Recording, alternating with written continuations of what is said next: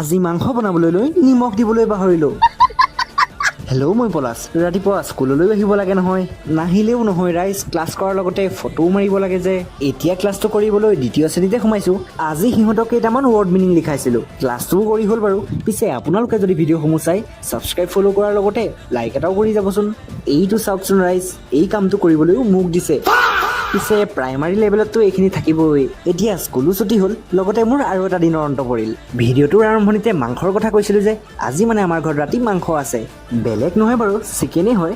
মায়ে মোক বনাবলৈ কোৱাত মই বনালোঁ, কিন্তু মেইন কথাটো হ'ল ভিডিঅ' কৰিবলৈ মই পাহৰি থাকিলোঁ। কি যে হ'ব মোৰ।